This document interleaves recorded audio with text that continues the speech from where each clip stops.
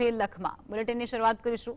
સુરતના ઉગના railway station પર વતન જવા ઈચ્છતા પરપ્રાંતીય મુસાફરોનો ભારે અત્યારે ઘસારો જોવા મળી રહ્યો છે અને રિઝર્વેશન ટિકિટ ન મળતા મુસાફરો ચાલુ ટિકિટ લઈ અને મોડી રાતથી પ્લેટફોર્મ પર લાઇનમાં ઉભેલા જોવા મળ્યા। દિવાળી અને હોળી જેવા તહેવારોની ભીડના દ્રશ્યો ફરી એકવાર ઉગના સ્ટેશન પર જોવા મળ્યા। હજારો મુસાફરો ઉગના, જયનગર, તાપ્તીગંગા અને અત્યોદય એક્સપ્રેસ જેવી ટ્રેનોમાં ભીડ કરી રહ્યા છે। આ સ્થિતિને નિયંત્રિત કરવા માટે રેલવે પોલીસ, સ્થાનિક પોલીસ અને હેડક્વાર્ટર અને ગુજરાત રેલવે પોલીસનો બંદોબસ્ત પણ ગોઠવી દેવામાં આવ્યો છે।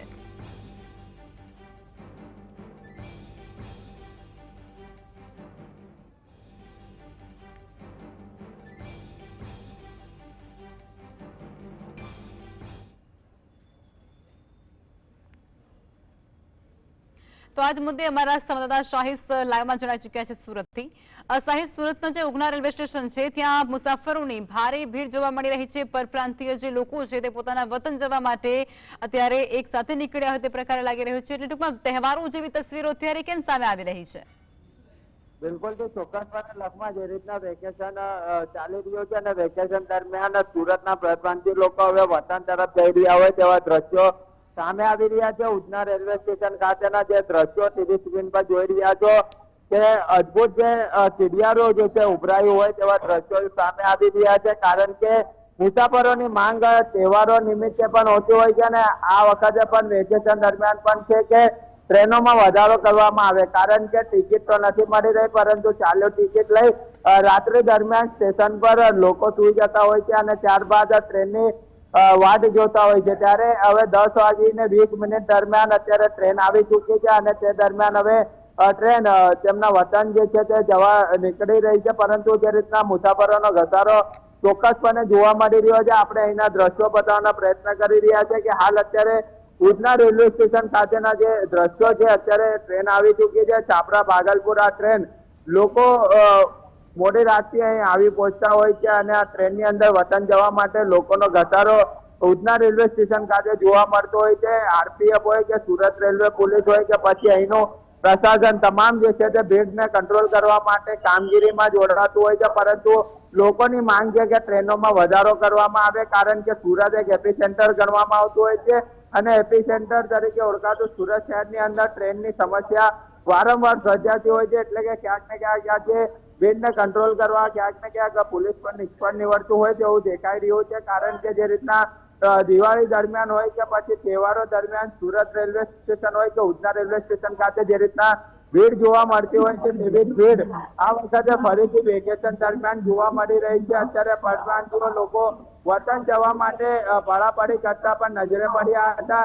સંપૂર્ણ આ સ્ટેશન જે હતું તે ખચોખચ ભરાઈ ગયું હતું અને મોડી રાતથી મુસાફરો અહીં જોવા મળ્યા હતા, પરંતુ મુસાફરોને કંટ્રોલ કરવા માટે સુરત રેલવે પોલીસ, આરપીએફ હોય કે તમામ જવાનો રેલવે સ્ટેશન પર તૈનાત રહેતા હોય છે, કામગીરીમાં જોડાતા હોય છે, પરંતુ મુસાફરો જોડે જ્યારે ડીએસપીની ટીમ દ્વારા વાતચીત કરવામાં આવી ત્યારે તેમણે જણાવ્યું છે કે ટ્રેનોમાં વધારો કરવામાં આવે, કારણ કે મોડી રાતથી અમે લોકો અહીં લાઈનમાં ઉભા છે, કોઈ પણ વ્યવસ્થા અહીં જોવા નથી મળી રહી એવું સ્પષ્ટપણે મુસાફરોની અંદર એક પ્રકારનો રોષ જે છે તે જોવા મળ્યો હતો।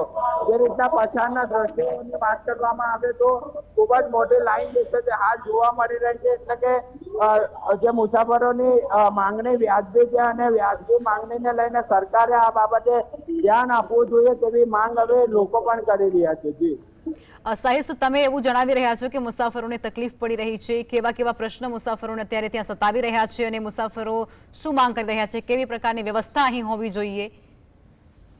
બિલકુલ, તે ચોક્કસપણે મુસાફરો જ્યારે મોડી રાતથી અહીં લાઈનમાં ઉભા રહેતા હોય છે, ટિકિટ ન મળતી હોય છે, ચાલુ ટિકિટ લઈને મુસાફરો લાઈનમાં ઉભા રહેતા હોય ત્યારે મુસાફરોની માંગ વેકેશન દરમિયાન કે પછી તહેવારો દરમિયાન પણ એક જ માંગ હોતી હોય છે કે ટ્રેનનો વધારો કરવામાં આવે, કારણ કે એક ટ્રેન આવતી હોય છે ત્યારે ઘસારો ખૂબ જ મોટા પ્રમાણમાં જોવા મળતો હોય છે।